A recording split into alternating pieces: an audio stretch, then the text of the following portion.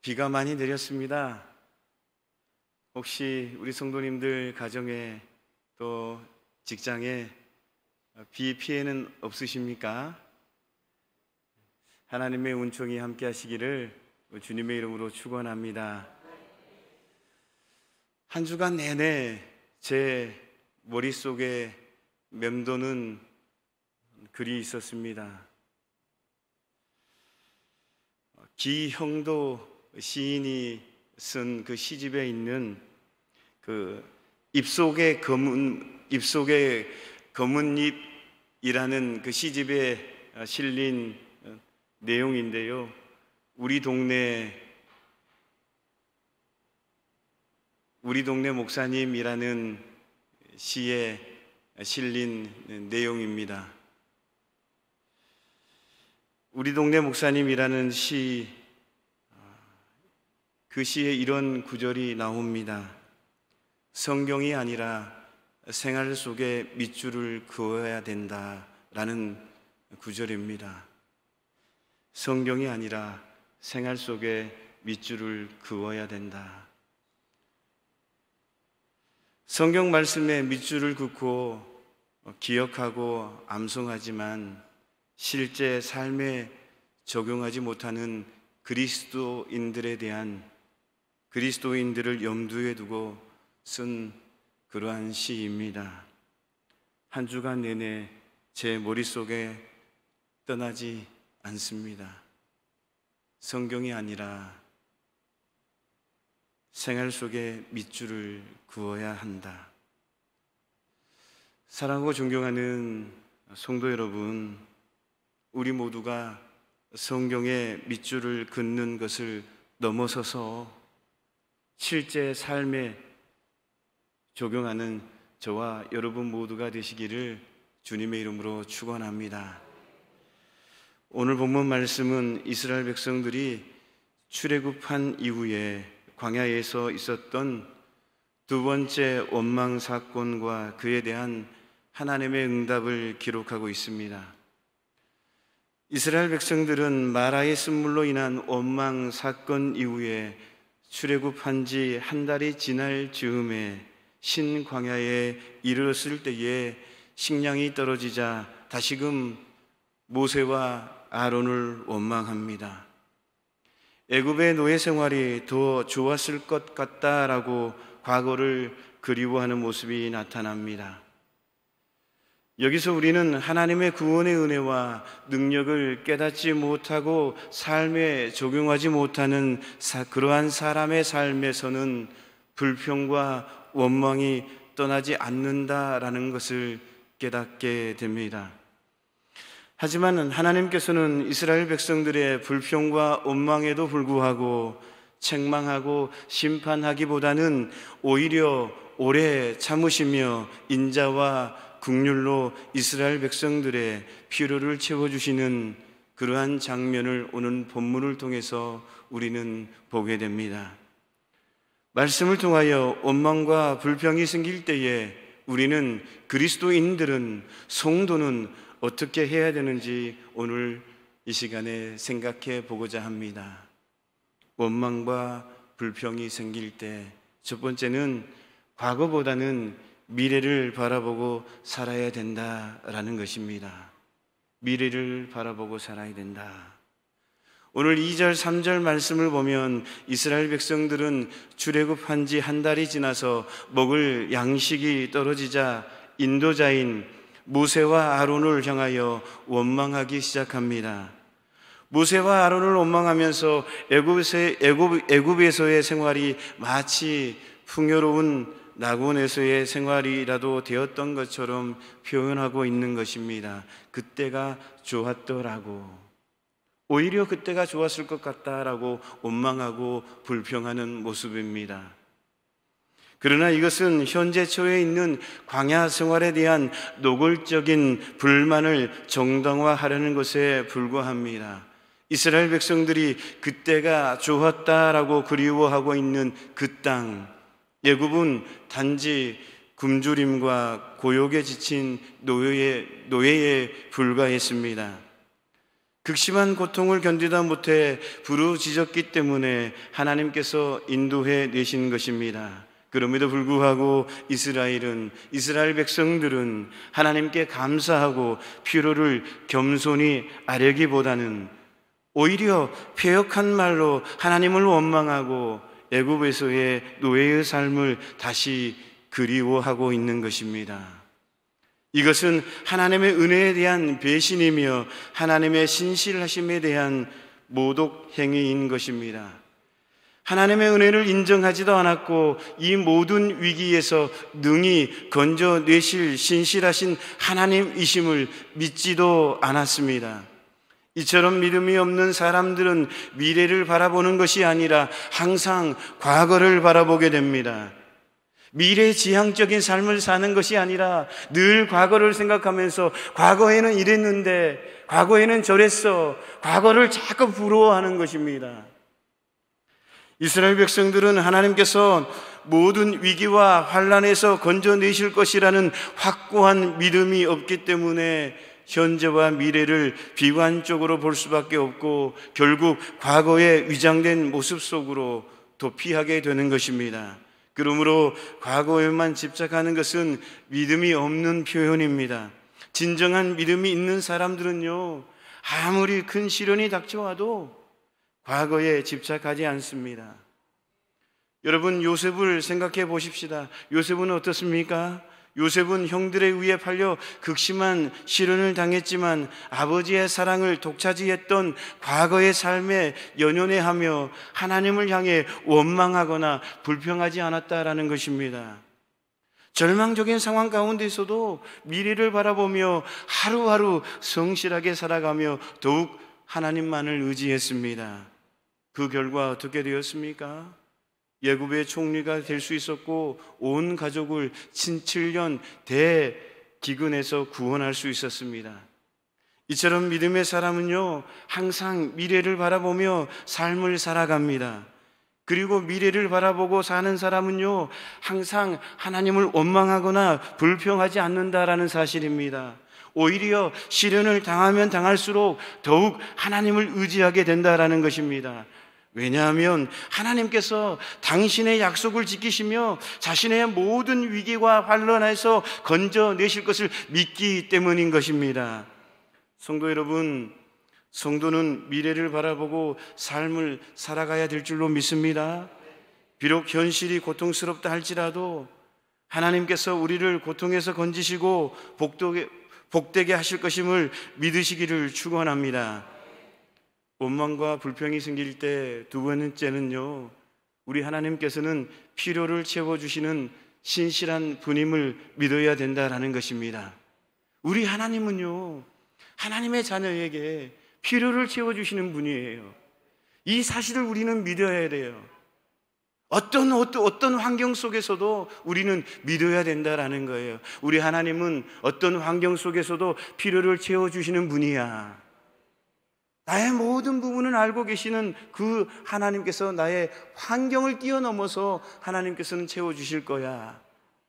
이 믿음을 소유해야 된다라는 것입니다. 오늘 본문 4절에 보면 하나님께서는 양식으로 인한 이스라엘 백성들의 원망을 들으시고 내가 너희를 위하여 하늘에서 양식을 비같이 내리리니 백성이 나가서 일용할 것을 날마다 거둘 것이라 이렇게 말씀하고 있습니다.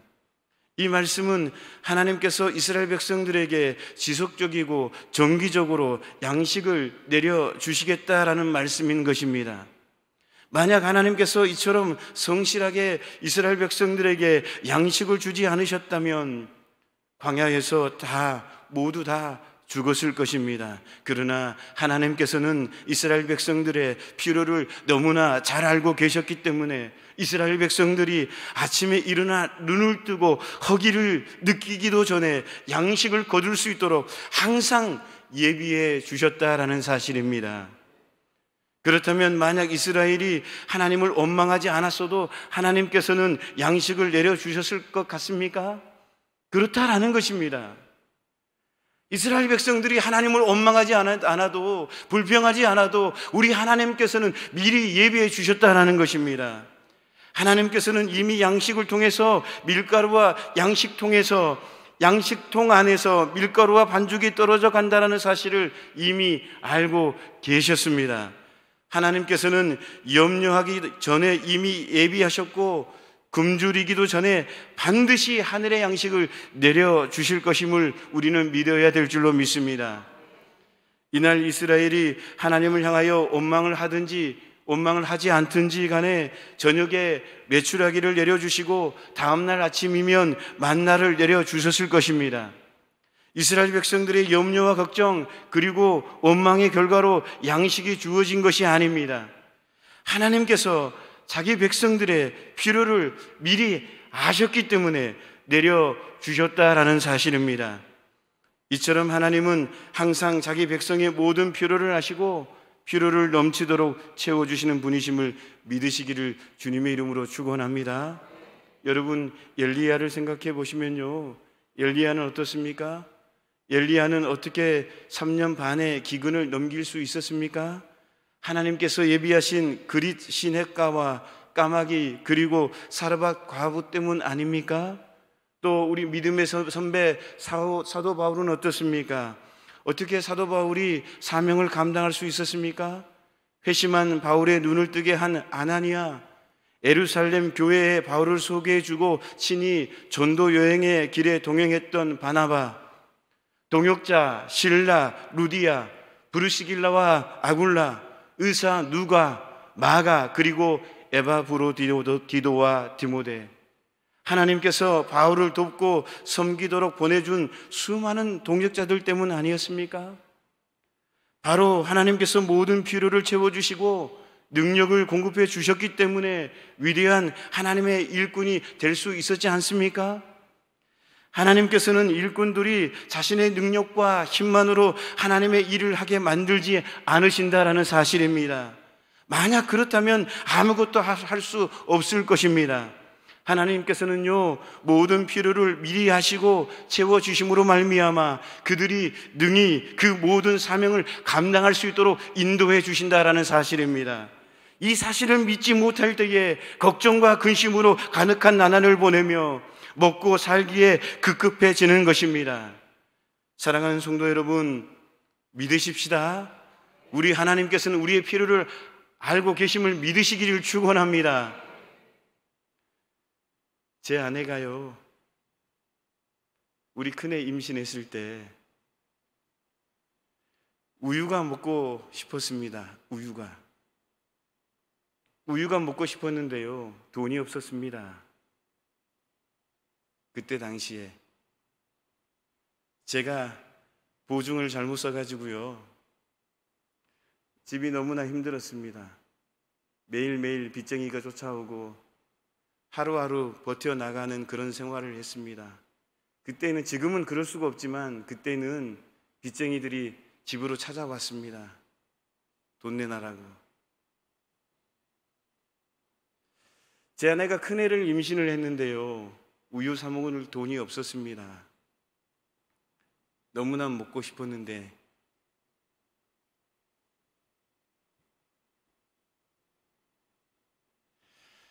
우유 종류도 여러 있었는데요, 연세 우유도 있었고 다른 우유도 있었는데요, 굳이 서울 우유가 먹고 싶어가지고 서울 우유가 먹고 싶다, 그런 마음을 가졌는데요, 어느 날 집 앞에 서울 우유가 있는 거예요. 잘못 배달되었겠지라고 그냥 지나갑니다. 둘째 날도 서울 우유가 있습니다. 2개가. 잘못 배달되었겠지. 또 지나갑니다. 서울 우유가 3개가 있습니다. 근데 어느 날 집사님께 전화가 옵니다. 먹어도 된다고. 생각나서 갖다 놨다고. 하나님은 그런 하나님이에요. 어느 날 미니 토마토가 먹고 싶더랍니다. 돈이 없습니다. 사 먹을 돈이. 제가 사고를 쳐서 보증을 잘못 사가지고. 근데 어느 날 어느 집사님이 생각난다고 밭에서 땄다고 미니 토마토를 갖다 주셨습니다. 하나님은 그런 하나님이에요. 하나님은 하나님의 자녀가 아주 작은 것 하나라도 생각하면요 부끄럽지 않게 해주십니다. 하나님은 필요를 채워주시는 하나님이에요. 믿으시기를 축원합니다. 성도 여러분, 우리는 지금 어떤 모습입니까? 하나님께서 우리의 모든 필요를 채워주신다는 사실을 믿지 못하고 걱정과 염려와 불만에 사로잡혀서 세상이 이끄는 대로, 현실이 요구하는 대로 끌려가고 있는 것은 아닙니까?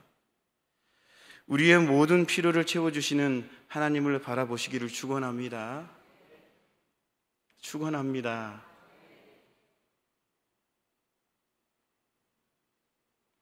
혹시 오해할까 봐 그러시는데요, 제가 보증 쓴 것 이제는 다 해결되었을까요? 안 되었을까요?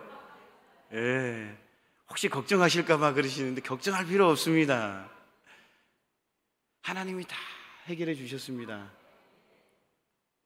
진실로 하나님의 방법이 아니고는 안 됩니다.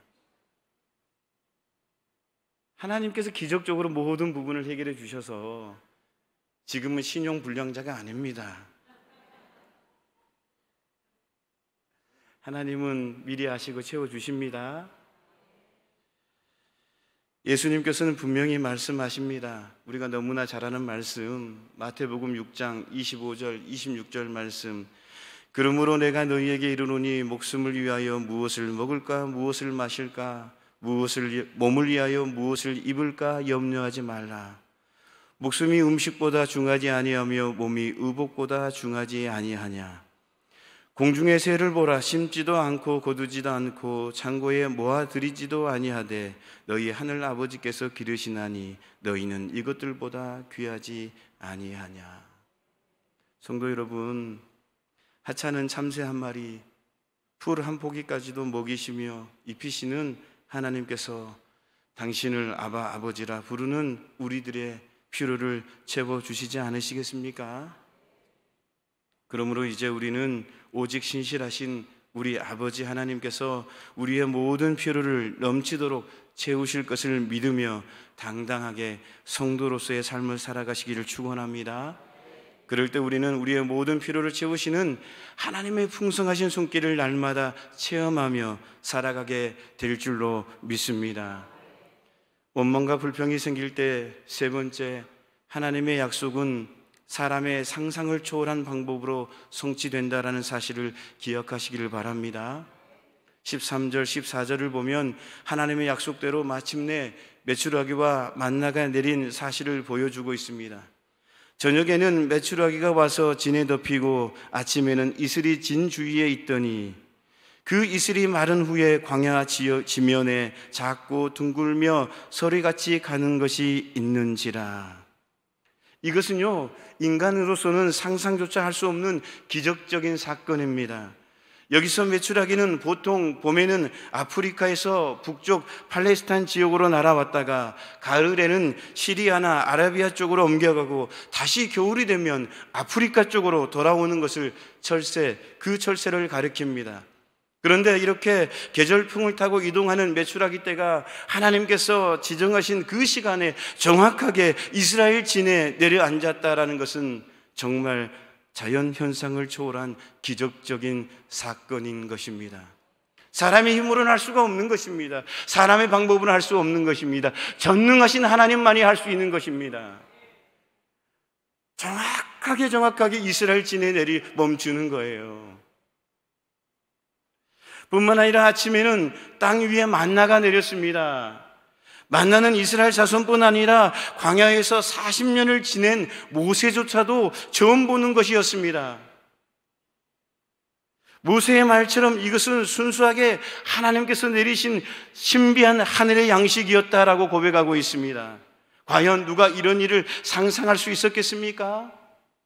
아무것도 없는 광야에서 고기에 배부르게 먹고 날마다 하늘에서 내리는 양식을 먹을 수 있다는 것이 정상적인 사람에게 이해될 수 있는 일입니까? 하지만 하나님은요, 그 일을 하시는 분이십니다.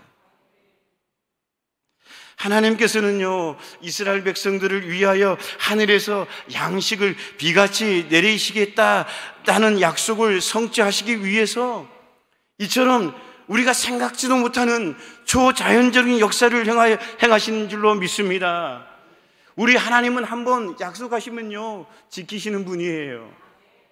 어떠한 방법을 통해서도 지키시는 분이에요.